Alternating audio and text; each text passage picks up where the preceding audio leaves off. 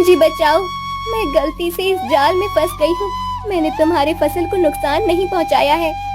तुम चिंता मत करो कबूतरी, मैं तुम्हें इस जाल से निकालता हूँ। ये जाल तो मैंने उन कौवों के लिए बिछाया था, पर दुर्भाग्यवश तुम इसमें फंस गई हो। रुको, मैं अभी तुम्हें मुक्त करता हूँ। शशि उस कबूतर को जाल से छुड़ाता है। वो उसे घर ले जाता है और उसके घाव पर लेप लगाता है। फिर मैं एक बात समझ नहीं पाया कि तुम हम मनुष्य जैसी बात कैसे कर सकती हो। ठीक है, तुम अब ये चावल के दाने खा लो, मैं खेत में जाकर काम करता हूँ। शशि कबूतर को अनाज के दाने देकर खेत में काम करने चला जाता है। रात को वो घर आकर सो जाता है। सुबह जब वो उठता है तब उसके बिस्तर पे सोने के सिक्के पड़े होते हैं। अरे ये क्या, ये सोने के सिक्के कहाँ से आए यहाँ? ये मैंने तुम्हें दिए हैं। तुमने? पर तुम्हारे पास ये सोने के सिक्के कहाँ से आए? वो सब तुम्हें बाद में पता चल जाएगा। तुम तो अब केवल इस बात से प्रसन्न हो जाओ कि तुम्हें रोज ये सोने के सिक्के मिलेंगे। वो कैसे? मैंने कहा ना कि तुम्हें बाद में पता चलेगा। अब तुम जाओ और अपने खेत के काम निपटाओ। आज तुम्हें फसल काटनी है ना। शशि अपने खेत में चला जाता है। 2-3 दिनों में शशि सारी फसल काट लेता है। अनाज के दानों को बोरियों में भरकर शशि आराम करने लगता है। कुछ देर के बाद माधव बैलगाड़ी लेकर आता है। चलो भाई शशि, इस अनाज की बोरियों को घर में रख देना है ना। देखो मैं बैलगाड़ी लेकर आया हूँ।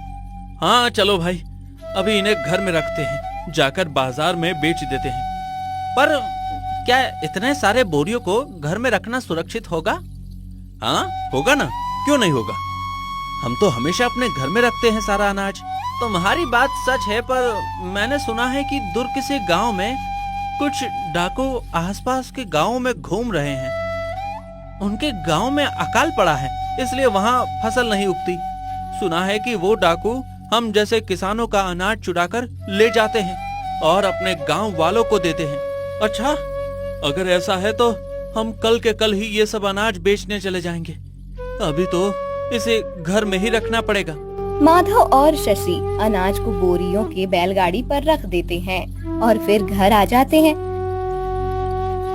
शशि रोज की तरह कबूतरी को चावल के दाने खिलाता है और सो जाता है।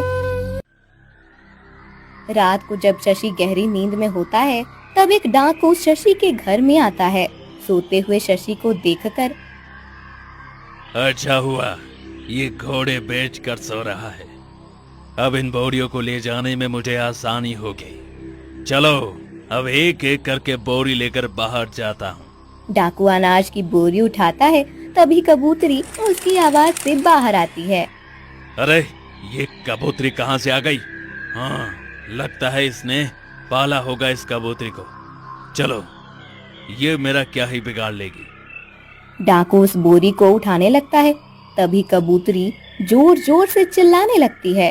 शशि उठो, वो देखो डाकू अनाज चुरा कर जा रहा है। शशि उठो जल्दी। कबूतर को इतनी जोर से चिल्लाते हुए देख डाकू हक्का बक्का रह जाता है। तभी शशि कबूतरी की आवाज सुनकर बाहर आता है।